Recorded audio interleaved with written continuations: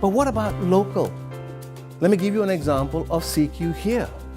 In Melbourne, I had a client who used to work at the ANZ Bank, who was in a program of mine about 6 years ago.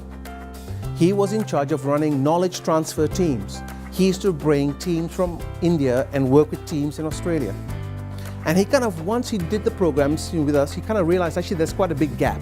So how do I actually marry this? Because if I get them working together, they work really well. So this was his great innovative idea. When the teams came together, he used to take them camping up into the Dandenongs here, right? Just for the long weekend.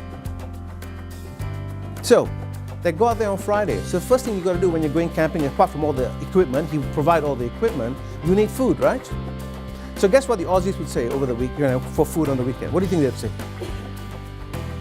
Sausages. You're right. We can have some sausages, but but the cooking process would be to barbecue, right? We'd say we just barbecue. We get some chops, we get some sausages, we just barbecue. It'll be easy. And then you have the guy from India going, but I'm vegetarian. I don't eat sausages, and I don't want my food cooked in the same cookware as what you've done with meat. So hence, straight away, you're now dealing with the first point of difference, and you're having to navigate that.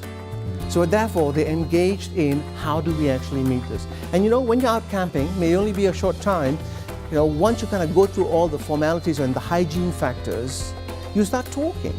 And there's a great Navajo saying that says, let's talk and talk and talk until the talking begins.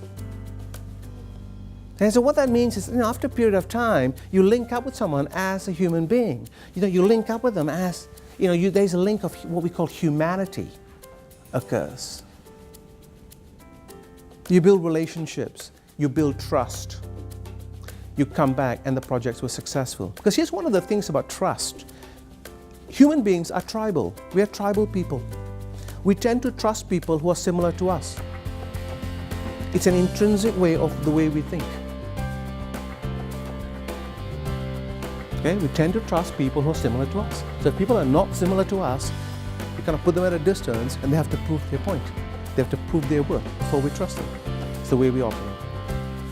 They built trust over the weekends. They came back and their projects were successful.